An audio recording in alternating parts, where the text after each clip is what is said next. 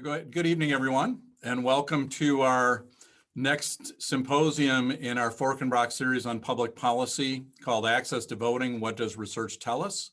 My name is Pete Damiano. I direct the University of Iowa Public Policy Center. And obviously, we are within 2 weeks of the election now, and there's lots of talk about whether it's the terms you want to use, voter security, voter suppression. Access to voting is the one that we have chosen, so it's a little bit more neutral, but we've gathered together an excellent group of experts tonight to be able to talk about, okay, what do we really know about what's going on? And hopefully to have that evidence-based discussion that we think is really important within a university. The Public Policy Center, for those of you who are not familiar, we're both a research center, and then we also have an engagement component where we share our work with policymakers and the public, and that's what a part of this, and that's what our Forkenbrock Center is really all about. We want to give Tracy Osborne a shout out for helping to organize the event before she lost her voice, unfortunately. And Tracy is on the faculty in the political science department and also directs our policy and politics area within the Public Policy Center. And so really thank her for doing this. I'd also like to give a shout out to our co-sponsors for this event, in addition to the Public Policy Center, the Department of Political Science, the University Lecture Committee, the Center for Human Rights in our College of Law, and also the League of Women Voters of Johnson County. All been great partners over the years in talking again about these kind of evidence-based approaches to what's going on in public policy. So we're going to start the evening with our keynote speaker, who is Miles Parks, and very pleased to have Miles with us. We know within Iowa City and a lot of people listening, we have a lot of NPR junkies, and Miles is very well known as being on the voting beat, and he has been for 4 years, he said. So before it was cool in a sense, he also has an interesting Iowa connection.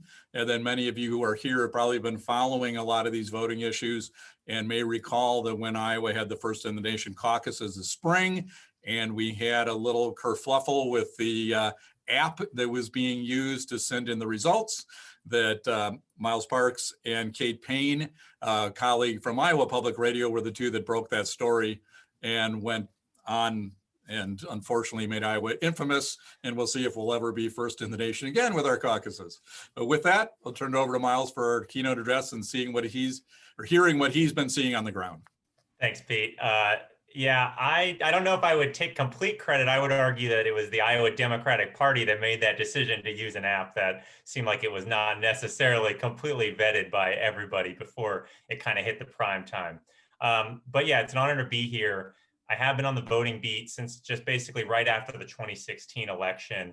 How it happened basically was, I think people did not realize until after basically the Mueller report that voting was going to be the central story of the 2020 election. It became very clear from the Russian interference angle that that was going to be the central story. So kind of my life shifted right around the time as more details came public about the Mueller report. It kind of shifted into focusing on a lot of the cybersecurity aspects of voting. And then over the last 2 years, that has then shifted again, which I think is kind of emblematic of where we're at in terms of voting in 2020. We had a system that was already, there were already a number of issues that we had been talking about for really decades that have only been exacerbated with the pandemic. You know, you look at the last, I'll just kind of talk you through my last 48 hours here in terms of stories that I've been monitoring. And I think that's kind of emblematic of all the different things that everyone should be kind of thinking about right now. You know, Wednesday, well, today's Thursday, Tuesday, I should say, I got a walkthrough of Capital One Arena, which is our basketball arena here in DC, that they're turning into a polling station. You know, this is in response to the pandemic. Local election officials are looking for ways for people to be able to vote socially distanced that can support huge numbers of people. And as election officials are trying to consolidate, basically they've been trying to come up with creative solutions to a lot of these voting problems. So that's kind of one angle that we're going to be watching, is creative solutions by election officials. How well are they able to mitigate on election day and during that early voting period, when we know that roughly half of American voters in our most recent NPR survey say they want to vote on election day. We have seen a huge increase in the desire to early vote and to vote by mail, but we still know that there is a huge portion of the American population that wants to vote on election day. And it's kind of an open question at this point whether the system can handle it. So that was my day a couple of days ago, walking through that, seeing how they're kind of transitioning the system. Flash forward to yesterday, it was mostly spent on legal battles. We were talking about Supreme Court decisions, or in this case, not a decision that basically made it so at this point, it looks like Pennsylvania is going to still count absentee ballots that are received up to 3 days after the election, as long as they're postmarked. So the Supreme Court and the legal battles around a lot of the changes that different legislatures have made and a lot of changes that election officials have made, litigation just seems like it's going to be a huge part of the 2020 election. And that's something that, admittedly, I do not have a law degree. So I'm sure that a lot of voters are feeling very similar to how I'm feeling at this point, which is, I know how to cast my vote in my local jurisdiction. I might know even my local election administrator, but I think it is a little disconcerting when you're hearing all of these national stories about, hundreds of lawsuits that are floating around in different parts of the country, and voters are struggling at this point to figure out how much of a role are those lawsuits actually going to play in the outcome of the presidency, and then on the more local races. Obviously, it is completely dependent on the margins of victory in all of these different races. It's really hard to predict how all of these individual lawsuits will actually translate to election results. But I think that disconnect is something that we're trying to figure out in our coverage at NPR. We're having lawsuits, results of lawsuits coming out almost every day at this point because of just how many there are. It's really hard to figure out the levels of coverage at this point to give to all of these individual things, because we just don't know whether specifically, looking at the Pennsylvania Supreme Court this week, if there is a huge margin of victory in this country and it doesn't end up the presidency doesn't end up being dependent on Pennsylvania, then, the fact that they're going to still be counting votes that are coming in a couple days later may not have a huge national reach. So how do we as a media organization cover a story like that when we can't really predict the future? And then, you look ahead yesterday afternoon, I spent the afternoon talking about, similarly, the timing of election results. That is going to be a huge story this year when we think about at what point are we going to know who won the presidency, and what is that going to mean for a peaceful transfer of power. I am very conservative about how I talk about that storyline, the concept of a peaceful transfer of power, because there have been so many different pockets of the internet that have taken that to the extreme, and a lot of to be honest, a lot of my reporting is focused on misinformation and the motivations of actors. It is to the advantage of some of these actors to basically play up the most extreme scenarios, even if they're unlikely. That being said, if there is a couple days between election day and the time when we actually know the results, we know, just in the most recent past, when we talk about Iowa and what happened there was a couple day lag between when the caucus actually happened and when we actually knew who had won. And we saw conspiracy theories really flourish during that time. So when you think about that, all of the different factors that go into making a successful and really viral conspiracy theory, that post-election time, if we don't have an immediate result, even if it doesn't mean that there's actually an issue, they could still be a time when accurate information is really important, and there could be politicians who are kind of angling to stoke partisan flames in an effort to kind of change the narrative, as opposed to what's actually happening, which is basically that election officials are inundated with vote-by-mail ballots, and it takes a lot longer to count vote-by-mail ballots than it does to count in-person votes in some of these swing states. And then lastly, today, for good measure, we had news that Iran and Russia are at it again, as if we didn't have enough to worry about, basically.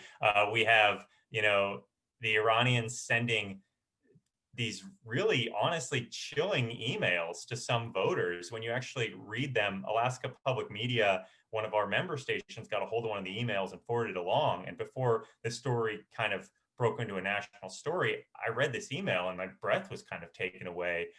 It said basically, we have accessed the voter registration system. We have hacked into the voter system.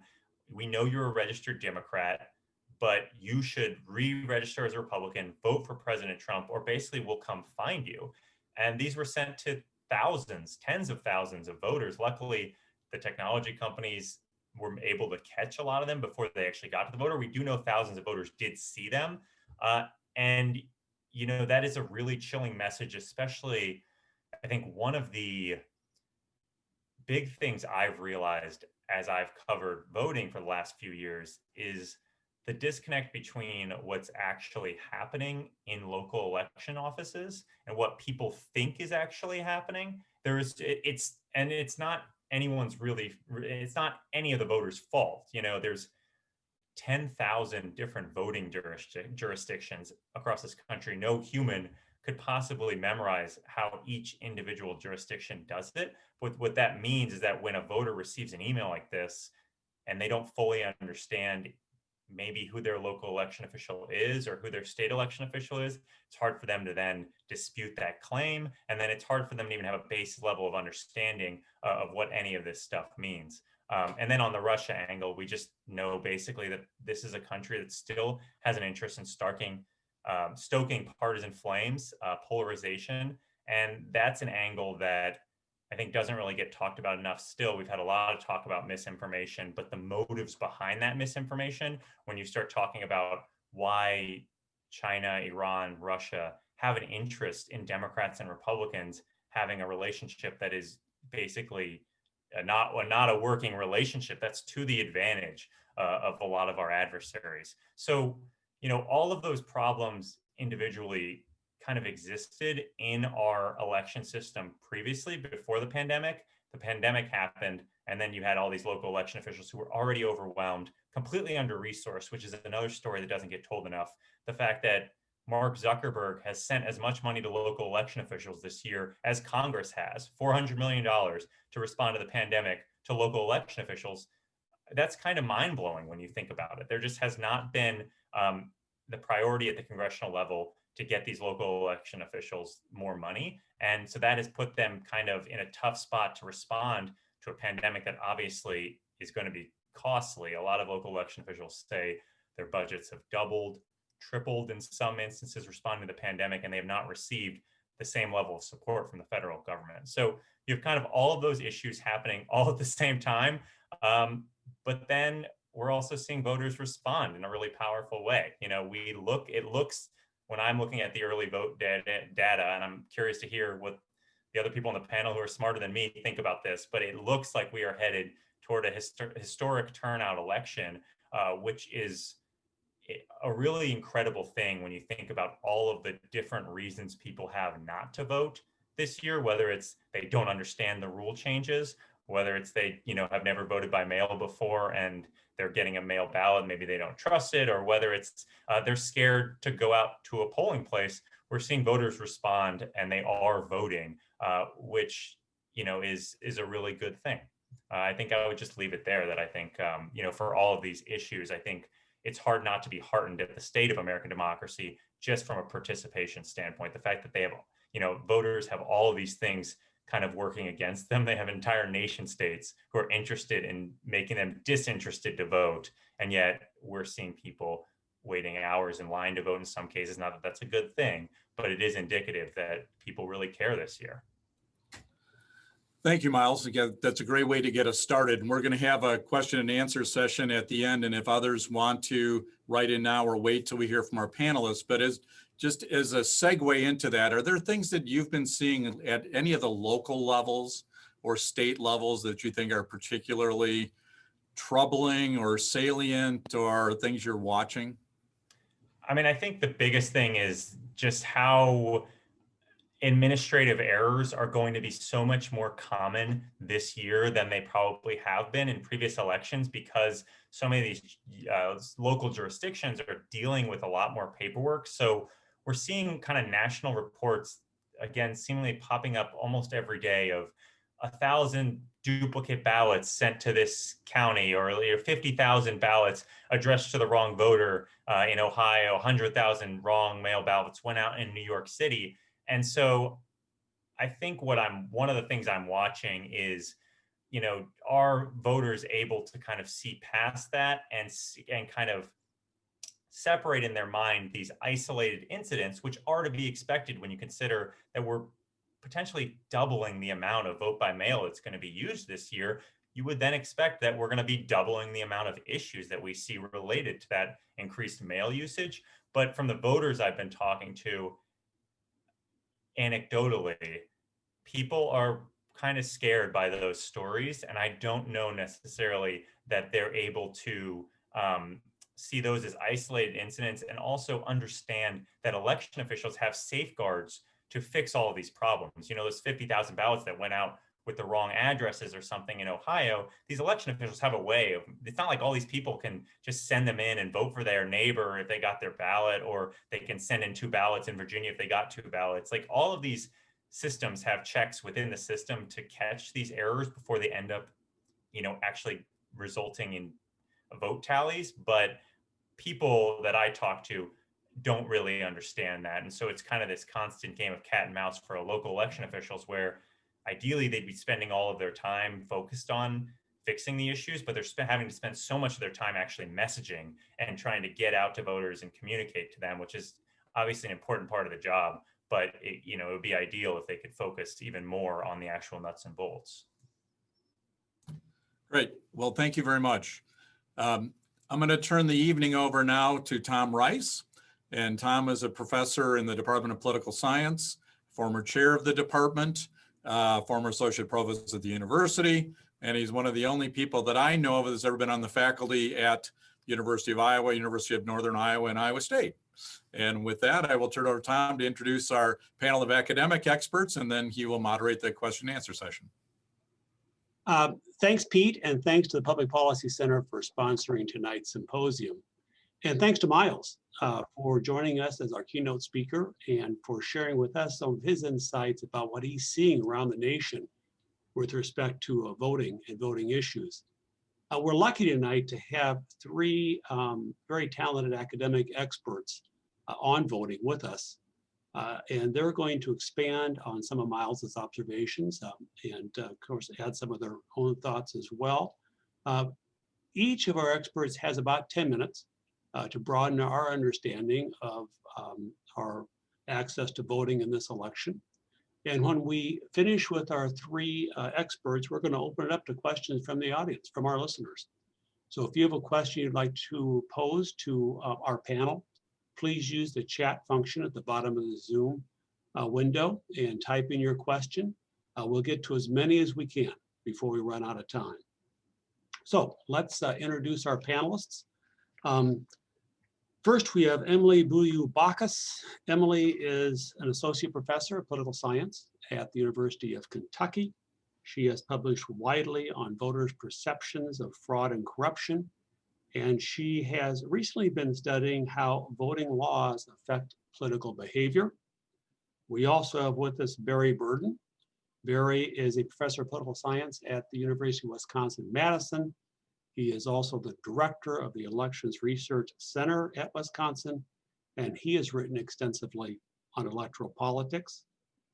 And we also have Gabe Sanchez with us. Gabe is a professor of political science at the University of New Mexico. Gabe has written broadly in the area of minority voting behavior, and he has teamed up recently with a co-researcher to provide evidence in a court challenge to a Texas voter ID law. So welcome to the 3 of you. I'm delighted to have you here at this University of Iowa symposium. Let's turn it over to Emily first. Emily? Thanks so much, Tom. And thanks to all of you for having me here this evening. And Miles, thank you so much for your insights. I learned a lot. And my hope is if I have a couple minutes, there are a couple points you made at the end there that I would like to echo with some observations of my own. But let me start just by telling you a little bit about my research. I study comparative politics.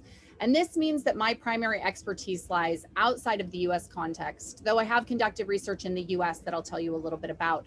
But as it turns out, my research is increasingly relevant to the US because I focus on the kinds of strategies that political parties use to win elections. But I'm not talking about campaign tactics or fundraising or ad buys. I'm talking about the kinds of strategies that get employed when the electoral institutions themselves are not sufficiently respected or trusted. So I'm talking about strategies like committing election fraud or engaging in protests. And we're here to talk about voting access and the upcoming election. So what I want to do is connect what I study to help it inform what we're concerned about with this election. So I have a couple of points to make. So the first point is that the primary justification being offered for limiting voting access is concerns about election fraud and specifically voter fraud, right? This is the illegitimate or illegal casting of ballots. You can think of Trump's repeated false claim that millions of undocumented immigrants voted in California in 2016, or his concerns about all the ballots going out for absentee voting and what kinds of potential that opens up for malfeasance. So the first point to make is that globally and in the US, voter fraud is incredibly rare.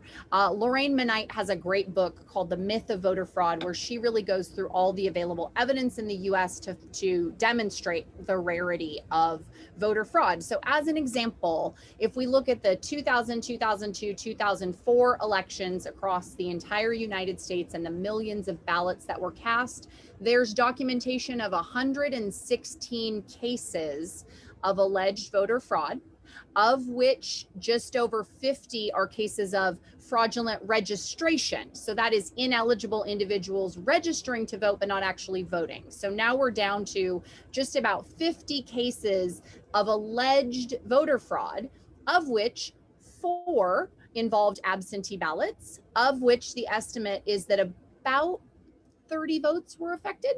So we're talking on average about 10 votes an election out of all of the ballots cast in America where we might have some concerns about legitimate fraud. So essentially non-existent.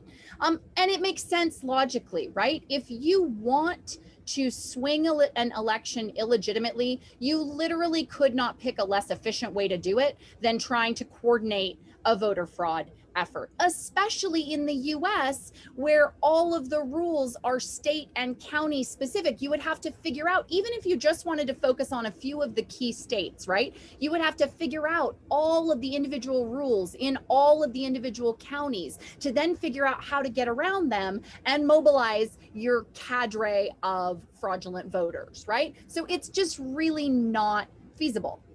So really quickly, how do parties and politicians cheat when they want to do it? And I promise this matters for voter access. The most efficient form of fraud that is most widely used in elections in the world today is simply to manipulate the final vote totals. Okay, this is how you do it. It's efficient. You involve a couple of people on a central elections commission. They fudge the numbers. It's very efficient. It doesn't require widespread coordination. It does require access to those elections officials who are reporting the final counts. And typically, on average, those individuals are associated with whoever currently controls the government. So the takeaways here are that if fraud is going to be committed, it is going to happen after voters have done whatever they're going to do. And it is most likely going to be by or on behalf of the current government, okay? The most recent example, this just happened in the most recent national election in Guyana. It happened in the election in Honduras recently. We can go back to the 90s in the Dominican Republic. There's a very standard script here. Like if you want to know the basic outline of how it goes down, I'm happy to share that with you. But if you can't influence that final vote count, if you don't have that access, but you want to try to affect the election, here's where we get back to voting access, because it is actually far more efficient to keep people away from the polls than to try to organize voter fraud for a couple of reasons. Number one, Miles' observation that, we're having potentially on track for record turnout is heartening, but in general, people don't go vote. So why not work with that fact and use that to your advantage rather than trying to motivate people to not only get out to vote, which they're not inclined to do, but to do it and commit a felony in the process, right? That seems like an extra burden when instead you could focus on just keeping voters from the polls. Further consider that even if you get people marshaled to go commit voter fraud, there are monitoring and oversight problems such that you can't be totally confident they're going to do your bidding. But if you can observe that people who would vote for the other party or the other candidate don't vote, that seems like a much better bet as far as trying to swing an election, right? So here's where we're getting at voter access. We know that voting restrictions have systematic effects. And we even know, because we have direct evidence, that certain voting restrictions are designed specifically with those effects in mind. I mean, we have the emails right after the Supreme Court gutted the Voting Rights Act in Shelby County v. Holder of officials in North Carolina requesting a breakdown of voting data by race. And then we can see them systematically cutting those voting access points that were disproportionately used by African Americans. So we can see this happening in real time. And so this gets to my second major point, which is that Republicans and this president want to stir up controversy about voter fraud, which is not a thing, but they leverage that concern to lead the charge for restrictions to voting access that actually are a much better bet at swinging an election illegitimately. In fact, if you can't directly manipulate vote totals, they're your best bet for trying to swing an election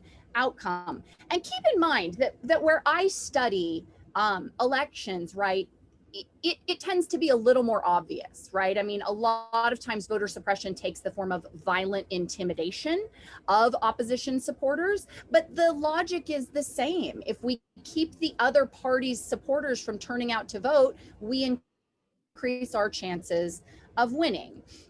And so now to my third point. I promised I would tell you about research in the US, and that has focused on American voters and their perceptions. And so a couple quick points here. First of all, from what I can tell from survey data, representative survey data that I have collected, voters are nowhere near as concerned about restriction of voting access as political elites are. Okay, so for example, a question about voter ID laws shows high levels of bipartisan support. Voters generally think this is a reasonable thing, while there are political elites who worry about what a voter ID law does to access. And voters don't also seem to have a sort of gut level appreciation for the way that the voting access debate breaks down along partisan lines in the US. So the basic gist is that both Democrats and Republicans believe, although the empirical evidence is in fact mixed, both Democrats and Republicans believe that higher turnout helps Democrats. And so consistently, state by state, what you see is Republicans favoring legislation that restricts voting access and Democrats favoring legislation that expands voting access at the level of the political elites. But that logic doesn't translate into an appreciation, kind of an inherent appreciation at the level of voters, unless they are primed to appreciate these differences. And so third, when voters do get concerned about issues around election and potential for election malfeasance, this is very much filtered through partisan attachments. So my own experimental research, where I offer survey respondents a series of potential fraud scenarios and then gauge their concern, found that regardless of the scenario, the only thing that affected their fraud concerns, and it was a substantial, significant effect, was whether or not their political party had benefited from the suspicious activity. If the other party benefited, they were very concerned about the possibility of fraud, but when their own party benefited from the exact same scenario, concerns about fraud plummeted. And so I want to be clear, I am not claiming that any restriction on voting access amounts to fraud. But I also want to be clear that our attention collectively as a nation is being drawn toward the specter of a kind of fraud that doesn't exist, when the real potential for fraud is how access to voting is restricted. And at the same time, a potentially bigger problem is that those facts are not so much on the minds of American voters, as much as those American voters care about the implications for their party, which the candidates and parties who have an even greater interest in those outcomes can sort of exploit to their advantage. And so that's mostly what I had to say, but I do on 2 points that Miles made because I think they're really important, and so I want to echo them. The first had to do with the underfunding of elections. I mean, the pandemic makes it even more stark, but this is a chronic problem. And in fact, it is a problem that has played into concerns about election integrity for a long time. So when most places in the United States went to electronic voting, one of the big concerns was that electronic voting overwhelmingly in the US are made by the same companies that make bank ATMs, except banks have a lot more money to pay to make sure that ATMs are very secure, so they don't have to worry. Whereas voting machines are made on the cheap. And so even though it's the same companies, there have been real concerns about the ability to hack into voting machines because essentially public officials are not able to pay for the same quality of secure design that banks can pay for when they get their ATMs made.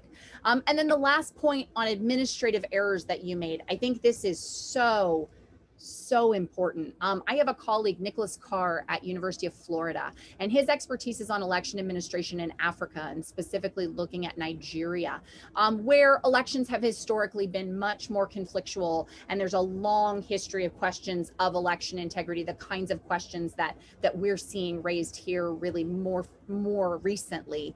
But what he finds is that when there are administrative errors at a polling location, that causes as much concern for voters about the integrity of the election and the potential for malfeasance as directly watching someone commit election fraud. It is essentially equivalent. And so I think you are right to be concerned about how voters will perceive regular garden variety county officials or overworked election administration errors in a polarized, heightened scrutiny kind of climate like we're seeing. I think it could be a potentially really problematic situation. Emily, thank you very much.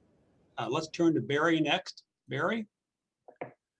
Hi, everyone. Thanks for having me this evening. This is a terrific panel to be part of.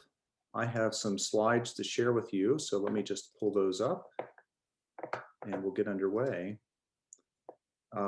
It's nearly Halloween. That's coming before Election Day, and so I'm going to give you a scary presentation about what I'm calling the darker side of absentee voting. As you know, that has been the story this year, the tremendous movement of election officials and voters and campaigns from voting in person, which was the predominant way voters have cast ballots over American history, to now potentially a majority of voters this fall voting by mail. There has never been, I think, a change as radical and as rapid as this in American history. It really began in April with the presidential primary in my state of Wisconsin in the midst of the early days of the pandemic, and has carried right through the summer and fall, and looks like it won't be abating as we get into the presidential election coming up in a couple of weeks. And it has been a wonderful thing. There has been just an amazing amount of agility, and voters have taken to it. It is literally a lifesaver for people who are concerned about going to the polls and interacting in person. But I want to show you that it comes with some costs, and the costs are substantial, and I think may not be reckoned with until after the election ends. One thing I think we need to change our terminology about is describing voting by mail as a convenience. It's really only a convenience for voters who live in states like Oregon or Colorado, where a ballot is automatically mailed to them if they are registered.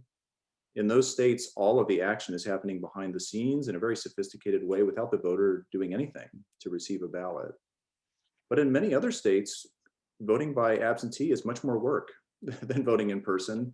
It has more steps involved by both the voter and the election office, and the voter must begin earlier. As you probably heard, the Postal Service is recommending 1 week delivery times for requesting a ballot and then 1 week to return it. So if you add in a couple more days for processing and for the voter to actually mark the ballot, you're at least at 15 or 16 days before election day that a voter has to start the process. That means a voter does not have the luxury of actually watching the entire campaign. They could not watch the debate tonight or whatever else may be happening in the coming days and still have time to cast the ballot. And in Wisconsin, where I live, there's also a strict voter ID requirement that requires a voter to first have an ID, then provide a copy of the ID in order to receive the absentee ballot. So there are these additional steps that even precede potentially requesting the absentee ballot. And of course, there are the steps behind the scenes you can see here with the distribution of the ballots, the storage of them, the tabulation of them, the curing process. So it is a more complicated chain of events when voters are voting by mail. And as you probably know, when there are more steps in a process, there are more places for it to go wrong. And so it's those wrong places that I unfortunately want to emphasize tonight and draw your attention to. First, just a little background as to how we got here. Before 2020, there was a movement towards more voting early in person and more voting by mail. You can see the trends here from the early 90s when essentially everyone was still voting in person in just about every state aside from Oregon and some other places out west.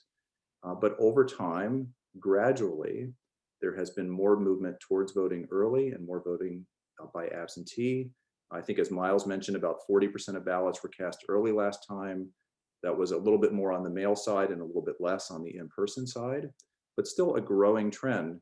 But notice the slowness of the change over time. It is a gradual movement as states experiment with voting by mail, often in local elections or special elections, and voters become accustomed to it. Systems get the bugs worked out, and states slowly move towards finally adopting it. And so states like Washington and Utah that are finally on board have gotten there over a long process. And I think that's essential because it allows the states to figure out how to do this well. The trouble in 2020 is that states are being thrown into this process so quickly and have not had the time or the resources, as Emily mentioned, to really do this in an ideal fashion. And it's come with some significant bumps along the way.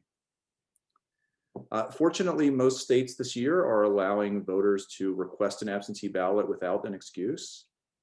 You'll see this is from a graphic from the New York Times from a few weeks ago, showing really 3 different regimes of mail voting across the country. There are about half a dozen states, most of them out west that I've mentioned, that automatically mail ballots directly to voters. California is the big player in all of this year. They've decided to do that for the first time. But they also had a lot of experience with voting by mail before this year, so it's not as dramatic a step as you might think. On the other end of the continuum are states like Texas and South Carolina, where even fear of COVID is not an acceptable excuse for receiving an absentee ballot, and voters are for the most part required to vote in person. That's about 22% of all voters who live in states with those rules. But the vast majority live in these light blue states where it's not particularly difficult to get an absentee ballot and an approved excuse is not required. So the good news is something like 75 to 80% of voters this year can request an absentee ballot without an excuse or will receive it automatically. But that too is a pretty dramatic change. Many of these states have adopted these rules on the fly this summer or have been forced to adopt them because of some of the lawsuits that Miles had discussed. So let me show you what the lay of the land was like 4 years ago in terms of the usage of vote by mail. Remember from the earlier figure that about a quarter of ballots were cast by mail 4 years ago, but that's disguising tremendous variation across the states. You'll see out on the right-hand side of the figure, states like Oregon, Washington, Colorado, and Arizona, where essentially all voters or the vast majority of voters are casting ballots by mail. Oregon has done away with polling places, the traditional polling place with a poll worker, and is relying on the Postal Service to run their elections, as well as drop boxes and other return methods. But those states are the exception, and you can see that most of the states are down in the left tail of this figure with very little experience voting by mail. Many of them have less than 10% of ballots cast by mail 4 years ago. So to think about turning those systems, which were designed for in-person voting, into now mostly mail-based systems in the course of several months is alarming. The good news is the states that have done a lot of voting by mail, the ones that you see on the right-hand side of the graph, have developed really sophisticated and careful methods for receiving, verifying, and tabulating those ballots. So voters in those states don't face much risk of their ballots being rejected. The trouble is that the states that didn't have much voting by mail before this year have not developed those same methods and have much higher rejection rates. So let me now show you a graph that looks similar, but instead of a number of votes cast by mail, it's the rate at which those mail ballots are rejected. Across the country 4 years ago, about 1% of ballots that were submitted by mail were rejected. That's a 1 in 100 chance of a ballot not being counted. That was about 300,000 ballots nationwide. But you'll notice that the states with the higher rates, these are the scary numbers, at rates of 4 or 5 or 6% of ballots being rejected, are places like Georgia, Arkansas, and New York. They are states that were not high mail states in the previous figure. These are states that don't have much of it and are not very good at it, frankly. Whereas the states that do a lot of it, like Oregon and Washington, have very low rejection rates because they have built good systems to make sure that the ballot processing happens properly. The concern is that places like Georgia and Arkansas are being thrown into the deep end of the pool this year, despite having these rates of rejection that are maybe 5% or more.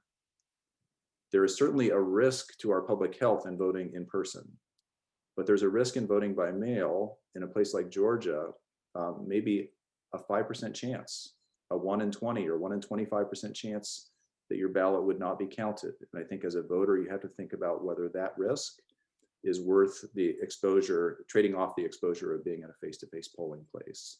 Most of us have figured out how to do things like shopping at a grocery store, visiting the post office, while minimizing our exposure. And I think that can be done at a polling place pretty safely. So it is a real trade-off for voters to think about this year. Why were ballots rejected 4 years ago? What are the most common reasons why states end up not counting a mail ballot? There are really 3 reasons that dominate.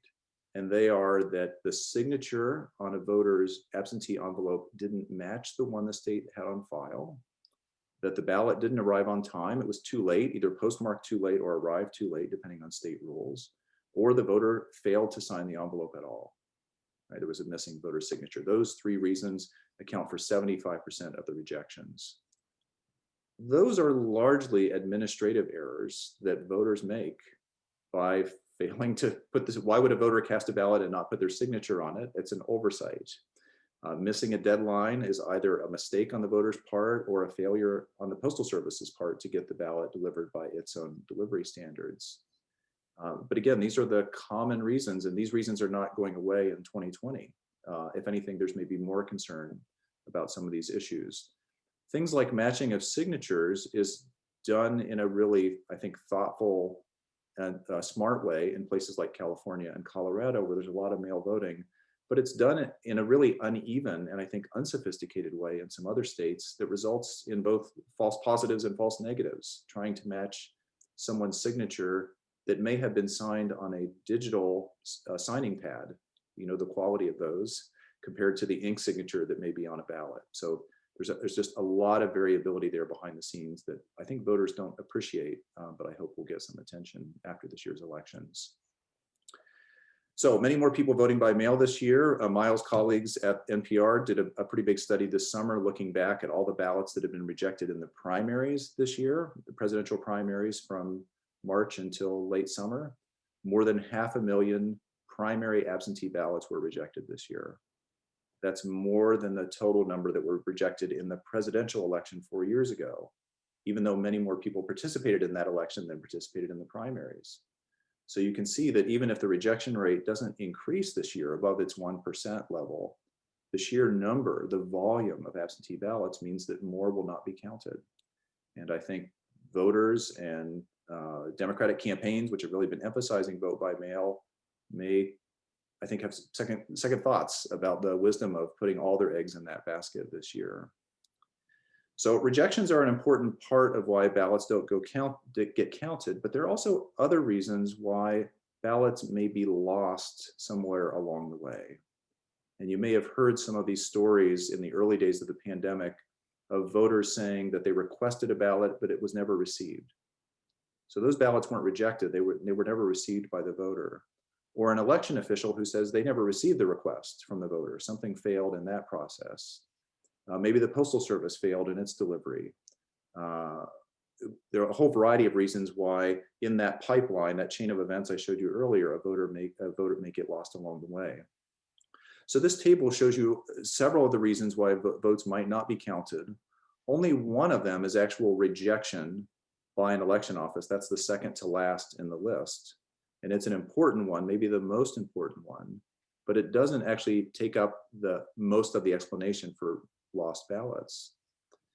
In the columns, you will see 4 different regimes that my colleague Charles Stewart has categorized states into, from the strictest states on the left, places like Texas, where an excuse is needed and it must be approved to get an absentee ballot, to states on the right end, which are places like Oregon that do all the voting by mail. So as you move from right to left, you've got states that are more limited voting by mail regimes to ones that have fully embraced it.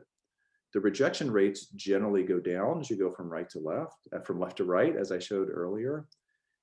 But notice that there aren't zeros in any of these cells. So in every state, there are some ballots that were not counted because the ballot request never seemed to be received, or because the ballot request was never fulfilled by the election office. And you add together all of these other reasons, in addition to the outright rejection of a ballot because of lateness or missing a signature, and it's anywhere from 3.5% to 5% of ballots that are lost. So now we're talking about a scarier risk than the 1% rejection rate. Especially in the tougher states like Texas, it's closer to 5% of absentee ballots that are lost somewhere along the way.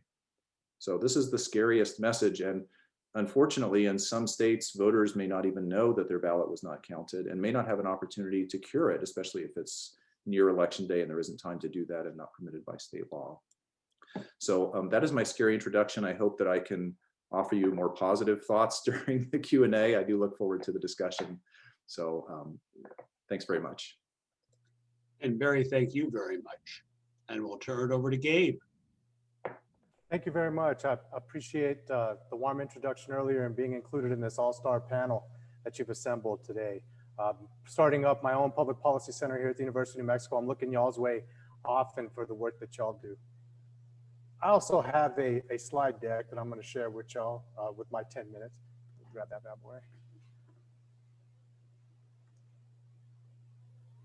And I think mostly I'm going to focus on the Latino population, which is my area of expertise. Part of the principal team of the survey firm Latino Decisions. We do a ton of polling for campaigns and also for advocacy groups. And what I want to share with you is a little bit of data to give you a sense of how the Latino population is feeling about all these issues you've already heard about on our panel. And I think one of the things that I really want to stress is all these potential obstacles in the face of the Latino electorate, which this particular election cycle has 32 million eligible voters, which puts them only behind whites in terms of a racial and ethnic group in terms of sheer size and potential. But as you'll see, unfortunately, a ton of obstacles in the way of Latino voters as they try to make their way to the ballot box. Won't spend a ton of time on the methodology, but want to make sure for an educated audience like this that you have a sense of the underlying methodology behind the polling number that I'll share with you. You see, most importantly, we're looking at key battleground states with pretty large samples in each of those, especially in Florida, where obviously Latino politics is paramount. Fielding day, September 30th through October 9th. This is pretty recent data that we're looking at least of the polling that I've overseen. This is the most recent data that I can share with you. That's out of the field. We're always fully bilingual at Latino Decisions. So this was done on respondents' preference, had about 38% of the sample take the survey in Spanish. And you see, we always do our work blended online, live telephone interviews to both landline and cell phones. So with that, I'll jump right into the results.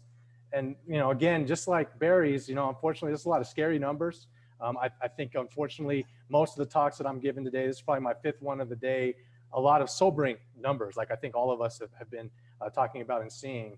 And I think as you look at the concern over risk of potentially catching COVID-19 in person through voting, right? This is based on one of a handful of questions we asked where we just basically said, do you agree with this particular statement?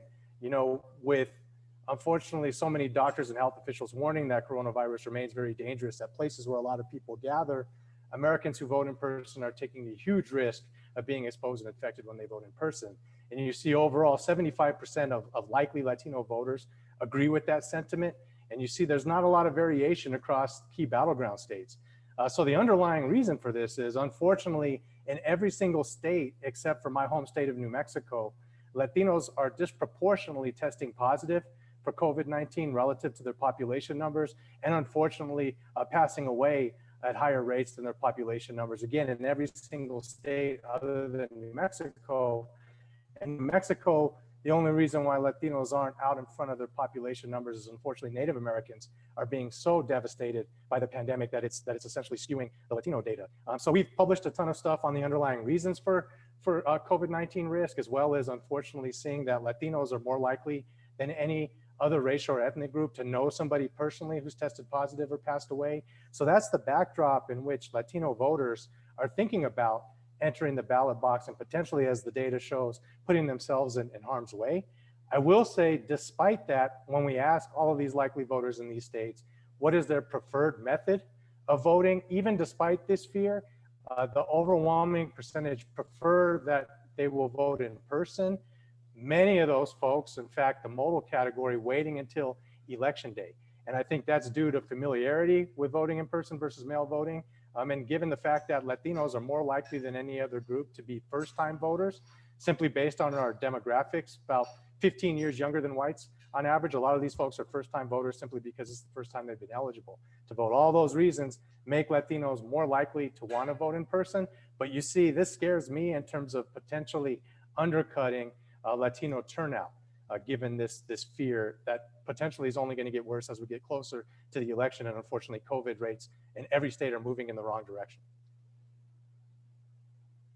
Consistent with what we see nationally for all racial and ethnic groups, there's a significant partisan difference in this fear of catching COVID by voting in person. We've put out a lot of data on this over the last couple of months, so there's nothing new here in terms of our data, but I want to stress this primarily because a lot of my colleagues, at least on the Democratic side, are super excited when they're seeing the early vote numbers come out, and some states are releasing at least the party registration of folks who have already requested and filled out their absentee or mail-in ballots. And I think Democrats are unfortunately getting overexcited, if you're on that side of the aisle, when they see those numbers, because you see from the data here, even among Latinos, a lot of Democrats are taking advantage of the opportunity, if they have it in their state, to vote by mail because of this dynamic, but Republicans are going to wait and they're going to vote in person. That's consistently what all of us pollsters are seeing in the data. So we shouldn't make too much of what we're seeing from the mail-based voting early, because we're seeing that the trends are pretty clear, especially among Latinos, that there's going to be a partisan difference in how folks exercise their right to vote based on significant differences in their underlying fears.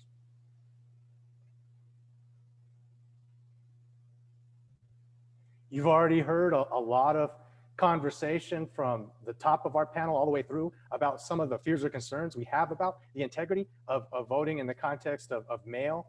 And unfortunately, or fortunately, however way you look at it, Latinos, these again, highly likely voters, are saturating that information.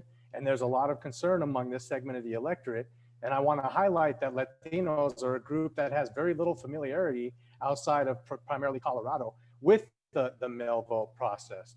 So in this survey, as well as all those that we've conducted, not only is there a lot of fear about the integrity, right? This context, will there be a lot of fraud in this election? You see the majority of Latino likely voters across these states, and particularly in Florida, right, have strong fears about the integrity of a vote by mail.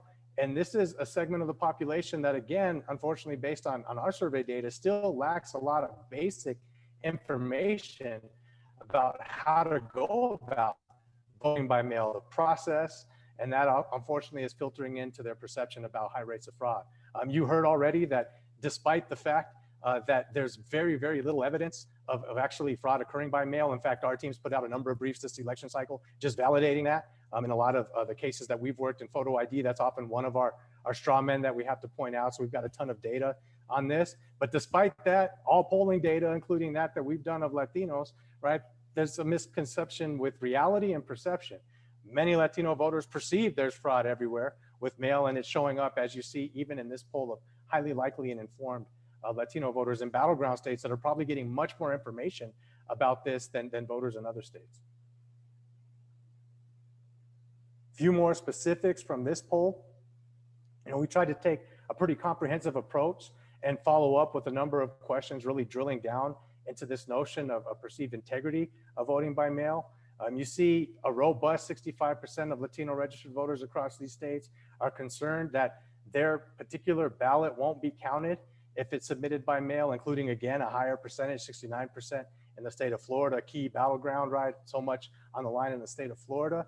There's also a significantly more likelihood of being worried about your mail ballot not actually being counted among the electorate that's younger in the Latino population. You see plus 14% in that worry among voters under the age of 40.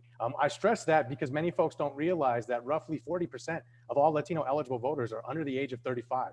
So it's a very young electorate, right? So these worries and these fears being disproportionately among young voters, right, gives us, hopefully, all of us on the panel a word of caution about what this might mean for turnout and longer term enthusiasm about voting by mail. You've seen very scary slide reinforcing, right, the worries and concerns that people have actually being validated by the data that we have. And although the majority, 68% of Latino registered voters, have trust and confidence that their mail ballot will be counted if they send back the same ballot that was sent to them by election officials to their home, nearly a third lack confidence in the system, even if they know it's coming from the state or authorities within their state, right? So you see, again, rampant, unfortunately, fear of using vote by mail, which, coupled with the fact of fear of voting in person due to COVID-19, leads to potentially significantly lower turnout among Latinos than we may ordinarily see without all those barriers. You see lack of confidence is highest in the battleground of North Carolina and, again, Florida sticking out at us, right? And so all of this, I think, gives us some sense of how voters are reacting to the news, and this is only going to get worse. You saw, those of you that pay close attention to the news as I do, the New York Times put out a study today showing early data, already showing that in some states that make this available, you're seeing as high as 1 or 2% of early mail ballots being tossed out due to the irregularities that Barry has pointed out. And already the 3 demographic groups that are most likely to be impacted by this: Hispanic voters, African-American voters, and young voters, right? So unfortunately, again, this isn't something that's equally distributed across the population.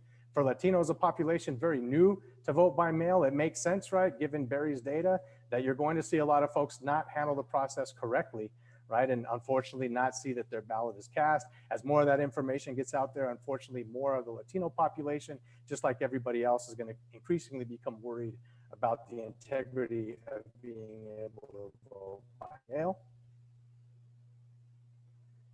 And one of the most scary elements of this, from the context of the Latino population, who is not new by any stretch of the imagination to voter suppression or misinformation efforts or direct voter intimidation, right? In this election cycle, it's higher than we've ever seen in our polling across the last several election cycles. You see that Latinos are very conscious of these efforts, with 34% of this sample basically saying, yes, I'm aware that there's serious efforts to stop Latinos or Hispanics from voting in this election. Another 26% noting that there's efforts in play, but they might not be serious, right? So clearly Latinos understand that there's some aggressive voter intimidation or suppression efforts at play. You see whether that's from Border Patrol or immigration officials, which is a tactic that's been used going back generations to try to minimize Latino influence in elections, to having police or law enforcement show up at polling locations to intimidate people who are trying to vote. You saw several images just today of Trump supporters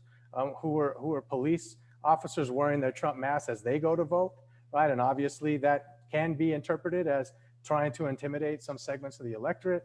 To militia, right? You see 65% of Latino voters in this sample concerned that people with guns will show up to voting locations to intimidate people who are trying to vote. And you see almost 70% of this sample is concerned that misleading and inaccurate information about how to vote will be sent out to people through social media. And again, as you already heard from the panel, we're getting more and more news of this from foreign countries trying to influence through misinformation. So all of this, right, leads to a lot of Latinos, unfortunately, from this poll, indicating their overall support for democracy in the United States and belief that democracy is alive and well and strong in the United States, right, is not very high, given all of these efforts that they're acutely aware of. And there's about a 10 percentage gap between Latino males and Latinas, with Latinas being much more concerned about the healthiness of democracy in the United States, right? So this is the one that I like to spend the most time on, because I think it has implications well beyond this election cycle. in terms of how we think about the Latino electorate. Again, second largest only to whites in terms of racial and ethnic groups in terms of eligible voters. How will this population beyond this election think about voting, think about democracy, and how will it impact their overall participation rates and their civic engagement levels? So in closing, as noted, I've done a ton of work in photo ID laws across the country. I think probably worked, I don't know, 7 to 10 state level cases and federal level cases on that issue. And all I'll say is all of those cases where we take direct survey data and ask folks, pull out their actual ID, walk through all of the underlying documents they have. In every single state that we've done work, we've always found that the Latino population is disproportionately impacted by photo ID laws. With one exception, we just did a case in North Dakota. The discrepancies between Native American voters in that state and non-Native voters was the highest of any state we've seen, even including African American and Latino voters. So all of that, right, you know, still is in play for this election cycle, and the consequences of photo ID and not having access to the ballot because of that is just one other huge obstacle on top of those that I've shared with you already. Right. So again, not the most optimistic way to move towards Q&A and taking questions from the panel, but hopefully it was useful information. Thank you. And Gabe, thank you. And to all of our panelists, from Miles through Gabe, thank you for terrific presentations, loaded with information. You're right, not all the news is good, but I think we appreciate hearing it, and we understand a lot more about it as a result of your presentations. I want to encourage listeners to type their questions into the chat, and we'll get to those as they come in. We do have a couple in now, and one of them that I'd like to lead off with is, you know, it's an interesting question. And perhaps some of you can provide a little bit of background to this. The person asked, would some kind of a universal voting system for national general elections be a good idea versus the variety of individual state requirements we have? And I guess one of the questions would be, why do we have elections run by state officials, and is it possible that we could kind of nationalize the voting process? Well, I'm happy to chime in on that. There are thunderstorms happening behind me, so if you hear bowling balls dropping in my room, it's thunder. Yeah, a national system is unlikely to take hold in the US, and that's one thing that marks the US system being different than most other developed democracies, which have a central election agency. We could name the countries around the world, countries we think of as being very much like the US. Places like Canada have federal election agencies that run elections there. This is partly baked into the US Constitution, which gives states a lot of authority over the time, place, and manner of running their own, even federal elections, and then more discretion when it comes to running state elections. There has been federal encroachment into states over the years, setting things like a common date for a federal election as being that first Tuesday after the first Monday in November. That was a federal law that made that the practice. And franchising African Americans and franchising women in 1920, lowering the voting age, the Voting Rights Act, the Help America Vote Act after the 2000 election. Step after step, the federal government has been moving in to either provide resources or to regulate what states are doing. That has not exactly led to more uniformity in how states run elections. There are places with strict voter ID requirements and others with very little in the way of voter ID requirements. Huge variation in voter registration rules and opportunities. We've seen the variation in mail voting I showed earlier. So I think those things will continue. There's not much appetite, even less on the Republican side of the aisle than on the Democratic side of the aisle, but not a lot of national appetite to impose a kind of uniform standard that all states would adopt. You know, I think for most people listening, you might like a national standard if it was the one that fit your preferred way of running elections, if all states do it the way I want. But we're unlikely to agree on those things. So I think it's going to be a ways off, if ever, before you get a really integrated national system. Yeah, I would just add to that. I think something that I didn't know, I had never thought about before I started covering voting was some of like the hidden positives of this disparate system. And one of them from a security standpoint is the fact that, you know, going back to Emily's presentation and how inefficient it is to try to commit voter fraud in our current system with how many different local governments are running this system. If you did have some sort of federal entity, a lot of cybersecurity experts worry that you would then open yourself up to much easier, potential hacking or potential manipulation if you could actually just, change one central vote tally and affect the entire thing. I will say though, when you look at the next 4 years and looking at the current polling and the possibilities of a Democratic presidency, a Democratic Senate, a Democratic House, and what does that look like for a U.S. government, a Democratic Party that seems very interested in having some say in how we vote. It does seem like Democrats can use basically money to kind of drive some sort of reform in terms of when Congress allocates money, they can put strings on it for localities and states to be able to access that money. And there's not a lot of local election officials who will say no to money. So if they offer money and say you have to do X, Y, Z to do that, it's a way that they can, it's not, Republicans sometimes have issue with that. They consider federalizing the elections, but it's kind of a middle ground where you can set these bare minimum standards without kind of changing the entire thing. Emily?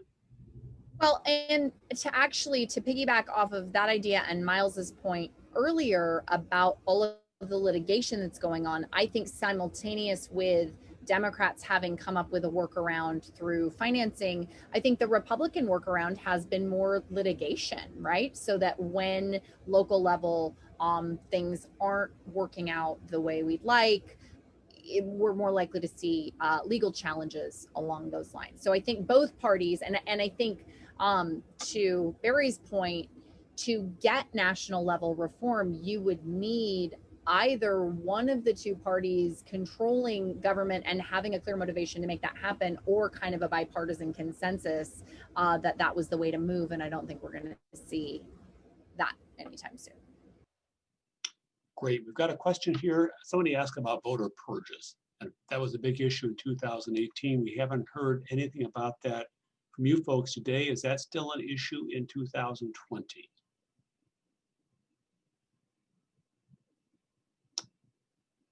Anybody? Emily? I'm honestly not aware of that. I mean, which is not to say it's not happening, but I don't. Miles, are you aware of there having been? It definitely hasn't been something on the radar as much. A lot of states, I think, saw all the publicity that some of the states got over the last few years and have shied away from doing that until after the presidential election. The other thing is that there is this system called ERIC, which I can't remember the acronym, but basically it's a data-driven system that was started in the last decade that states have to basically opt into, where it's kind of hard to believe, but again, going back to the idea of like we have a very disparate system, states have not traditionally been talking to each other and sharing their registration data and their DMV data. And so over the last decade, we've seen more and more states sign on to the system where it's not so arbitrary. States aren't necessarily relying only on sending mailers to voters and hoping they respond. They're actually talking to each other more than they ever have before. And so we're seeing more and more states, as more and more states get into this ERIC information sharing system, which I think it's more than 50% of states at this point, we're probably going to see less and less news stories about the concept of voter purges, because when people are eliminated from the roles in a different state, it will be more data driven as opposed to these other arbitrary methods that traditionally have been used. Thank you, Miles. Anybody else on that? Yeah, just on the other side of that, maybe, I think one concern this year is that voter registration has not been happening in the way it normally happens in a presidential election year, mostly because face-to-face voter registration drives haven't been happening. And some states don't have good options, like online voter registration isn't an option in some states. So registration numbers are down, and I worry that we don't have good ways to make it up between now and election day. There are about 10 states or so that have election day registration, places like Minnesota and Iowa, that's pretty heavily used, but I think this year will be used much less because people are voting so much by mail. So, ERIC is a solution for one side for what's called list maintenance. Some states have begun adopting automatic voter registration systems. Oregon is another one of those innovators. I think we're up to maybe a dozen states that have some version of that. And that's a way to take the responsibility off the voter for voter registration, to smooth out the applications from all coming in and being dumped in the lap of an election official right at the deadline. and actually to improve the quality of the voter registration data, because those databases are live and are reading information from DMVs and other state agencies, just in the way Eric would. It's all within state rather than across state, but it's using a lot of the same technologies. So I think, you know, those may be other kinds of innovations that states look harder at after the pandemic and after we get through 2020.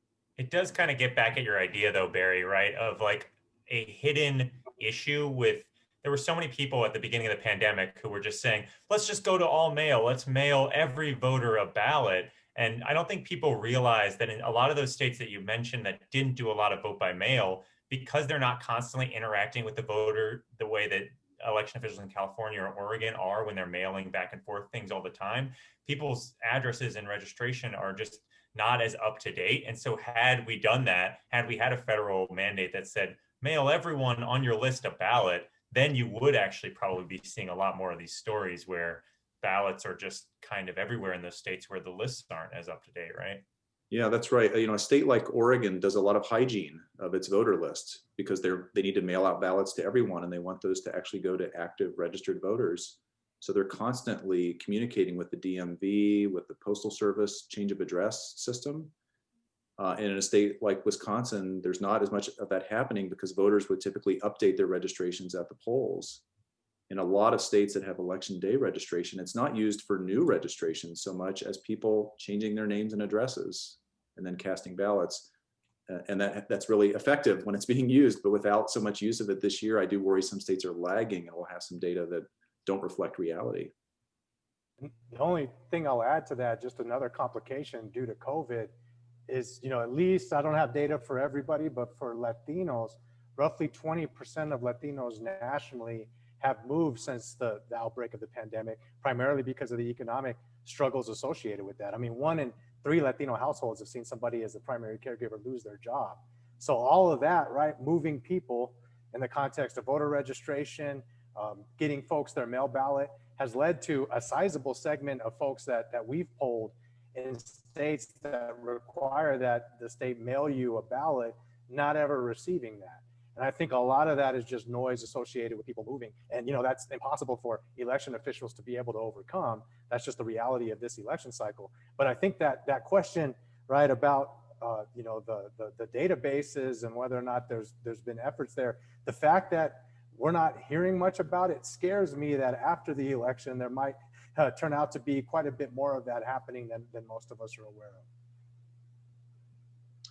Let's dig into mail voting for a bit here. Barry talked a lot about how ballots are rejected, and Gabe talked about how Latinos don't have confidence that their mail ballots are going to be received.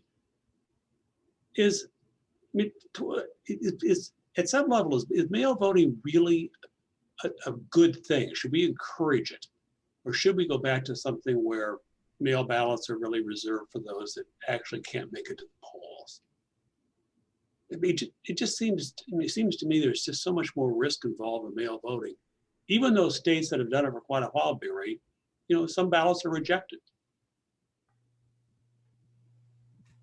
You know, I'll maybe say 2 quick things about that. One, I think if I were designing a state system from scratch, something like the Colorado system seems really appealing. It's what they have called an all of the above system. So every registered voter is getting a ballot by mail.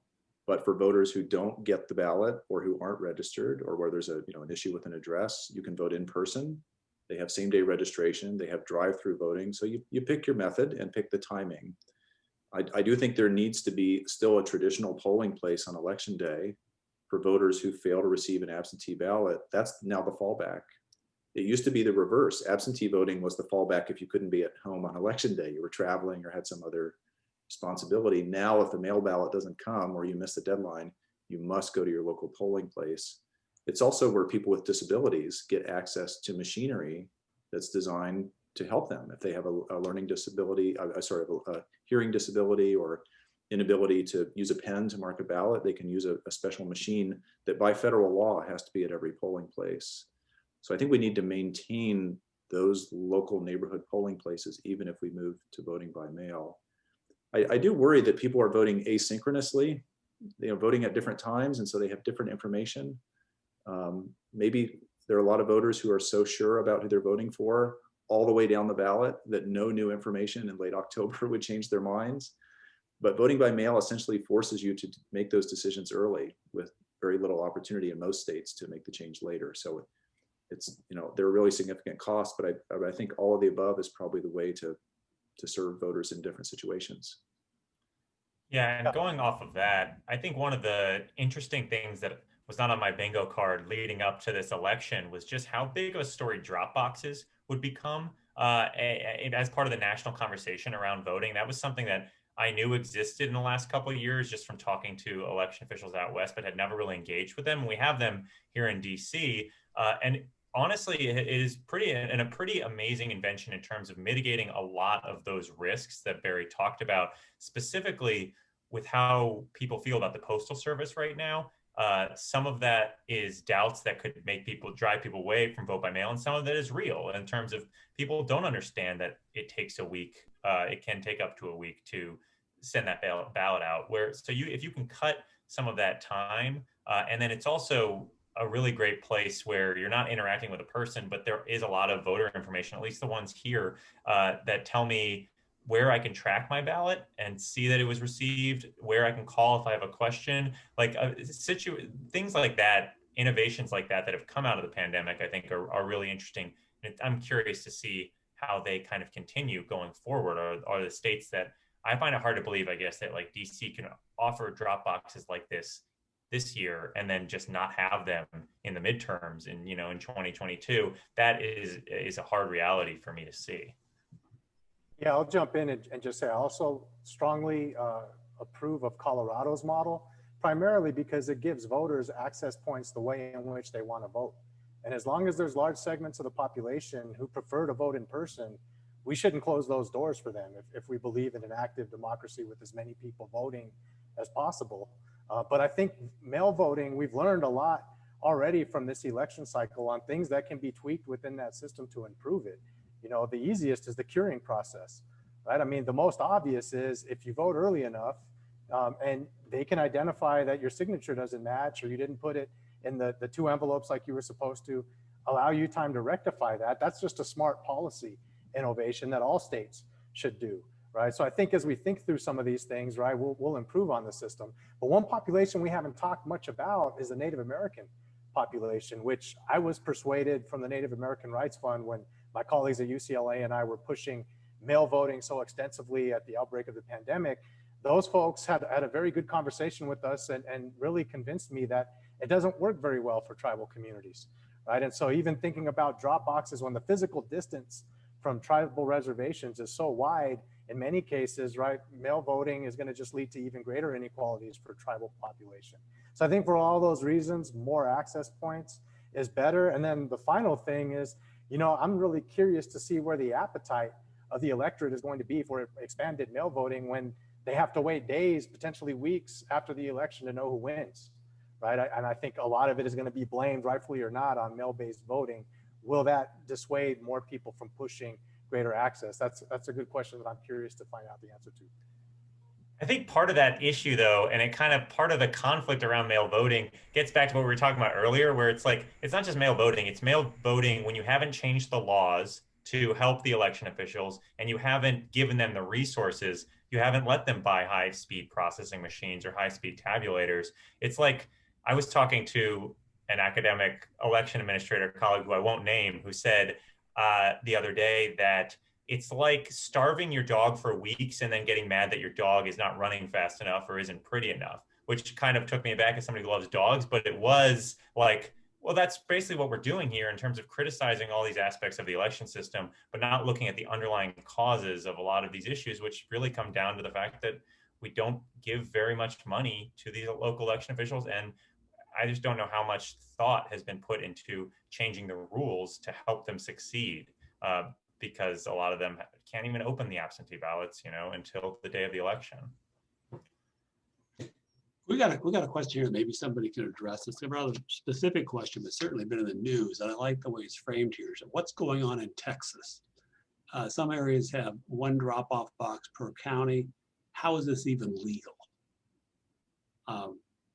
Miles, have you spent any time talking to folks in I Texas? haven't spent as much time talking. I have a couple colleagues out there who've done most of the reporting in Texas. In terms of how is it even legal, it goes back to what we've been talking about in terms of states at this point, especially after the Supreme Court decision earlier this decade, have a lot of latitude on what they can do when it comes to election policy. And, you know, the litigation so far not being successful in Texas has been pretty fascinating to watch in terms of it's not like Democrats have just decided that they were going to roll over. They've challenged a lot of these things and just been unsuccessful in the courts. Yeah, I'll add to that. A couple of my closest colleagues have been heavily involved in all of those court cases, have put forth the best arguments they can, but have lost, including, one drop box per county. So all of those dynamics, I'll say I got an early look at some Harris County mail data today, and about 1.5% have already been tossed due to irregularities. And unfortunately, and this is, again, I think this is in the courts as we speak, part of it is, right, do you ever get notified in Texas if your vote doesn't count? And right now, if that holds, I believe the answer is no.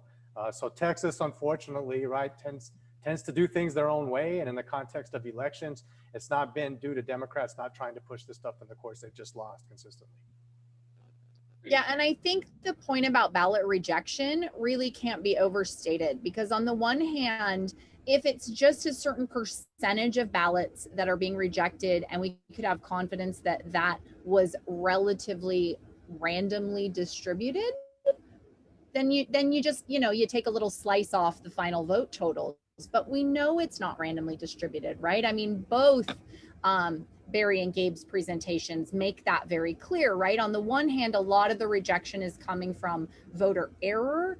I do think over time, that's something that could shift, right? If people become more used to using new voting technologies, they're less likely to make errors. So the ones I'm actually concerned about, really, I mean, what it makes me think of, right, is some of the issues that come up with provisional ballots, which are if you show up at a polling place and you are not on the voter register. In some states, you still have the right to cast what's called a provisional ballot that is then reviewed and possibly later counted or rejected. But what I have a colleague at Auburn, Bridget King, and her research shows that provisional ballots are rejected, and there's a list of reasons why you have to reject them. One of them is just like an other residual category where you don't really have to give a response.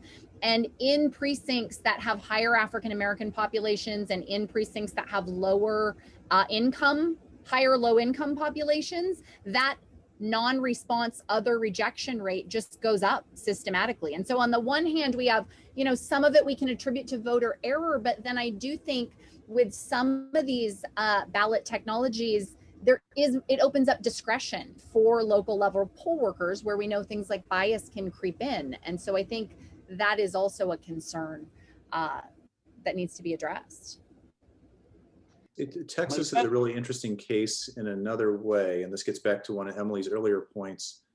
20 years ago, Texas was an innovator in adopting early voting centers, these big central locations in a county where anyone in the county could vote. That was a big idea, and it was sort of out there at the time. Now lots of states are doing that. And Texas still does a lot of that, and they have a lot of early voting, as you've probably seen over the last few days. But as Texas has become more politically competitive, the dominant Republican majority there, I think, now feels threatened that they may lose some elections that were sort of gimmies in the 90s and early 2000s. And then the Shelby County decision has opened the door to allow the state to do some things it would not have been permitted to do by federal courts before. So the strict voter ID law there, the one drop box per county, the lack of an online voter registration system in a pandemic, the lack of the ability to vote absentee for reasons related to COVID or any reason that's not approved. Those are some of the tightest rules in the country, and I think are consequential and are going to be the source of ongoing battles there, because it's now a place that looks purple for the coming years, and you're going to see partisan battles play out the way Emily suggested. We've got a question here about the lines we see on TV now for people that are voting early or dropping ballots off early. They seem to be disproportionately African American lines. Is that Is that because there's fewer polling places in African American areas? Is that because African Americans are turning out more early this election than non-African Americans? That's the question. And I've noticed it myself watching TV. I mean, we do from the early voting analysis that I've seen, there are more African Americans voting early by like 3 times the amount as there were in 2016. To be fair, all of the early voting numbers are way, way up, but the African American voting population is disproportionately higher than it was in 2016 voting early at this point. I don't know necessarily that that's connected to what you're seeing in the lines. My guess is that it has more to do with the fact that lines typically do pop up in urban jurisdictions where there are higher African American populations. And so I think the mixture of voting enthusiasm there mixed with the fact that there's just been all of these polling closures in big cities. And then the other thing is on the lines, it has been an issue, but I do think it's worth noting something to think about is the fact that social distancing means that a line that would have fit inside of a gym in some cases or would have gone around 1 block will probably look like 5 or 6 blocks in this election cycle. So there's 8-10 hour lines are never acceptable, but I do think that's something for voters to think about as they're seeing lines on TV, that not every line is created equal right now, considering all of the other constraints. Yeah, there's tons of academic research. Don't quote me on this. I think Dan Smith out of Florida has put out a lot of good work over time on this that shows consistently over the last couple of election cycles, the wait time for African-American voters is always 2, if not 3 times longer than whites. So this isn't new, unfortunately, right? African-Americans, Latinos being second, after African-Americans in terms of wait times and all of those different burdens and obstacles put in their way, right? It's always amazing to me that African-Americans voted essentially the same rate as whites do, despite having all of these obstacles put in front of them for being able to, to vote at the rates that they do. And then we know historically in some states, African Americans were more likely to take advantage of early voting, which is why we saw post Shelby County v. Holder, North Carolina, after getting the hard data on that, work to undermine the length of early voting. Yeah, and just to Miles' point about urban areas versus rural areas, in one study that I did, we found, as Gabe said, Blacks waited about twice as long as whites. When you account for the urban-rural difference in where Blacks and whites live, it reduced that gap by about half. So that's part of it. But then there's also this tendency of African Americans historically to want to vote in person. That's a point of pride and also a sign of distrust in the mail system and other methods. I think that's changing rapidly this year. But I do think in some urban communities with larger Black populations, you just see more interest in voting in person. There's also some evidence that not so much in the South where Black populations are higher, but in northern urban cities, the election infrastructure is not as good in precincts that have larger Black populations. Maybe fewer poll workers or older equipment. It's not a consistent pattern, but that's sometimes a contributor to longer lines in Black communities. Great, we've got to be conscious of time here. We are at 7:59, and I was going to try to leave some time for closing comments, but those had to be extremely short for us to get out of here at 8 o'clock. So let me thank all of our panelists. Terrific job tonight. And before we sign off, I'll turn it back to Pete at the Public Policy Center. Thank you very much, Pete, for inviting me. Terrific evening, and it's all yours. Thank you, Tom. You did a great job moderating, and you're our newest distinguished research fellow at the Public Policy Center. So I want to give you a public shout out on that. And thank you very much to our panelists. This was perfect. This was an evidence-based discussion about our democracy. And there's really nothing more important. And you all came at it from, different, but yet really important perspectives. So Emily, Gabe, Barry, Miles, thank you very much for doing it. I want to give a little shout out tomorrow. Our colleagues from the Center for Human Rights have an event, and it's in the chat, called Democracy and Disenfranchisement, the Right to Vote in Perilous Times, from noon to 4. There's information on the Public Policy Center website or the UI Center for Human Rights and the College of Law. And it's sort of a little bit more practical approach of hearing about what's going on the ground from county auditors' perspectives and things like that. So if you're interested, please join in for that. Otherwise, enjoy the debate and enjoy these last 2 weeks. Every day seems like it's a week of time, so it'll be fascinating. Thank you very much.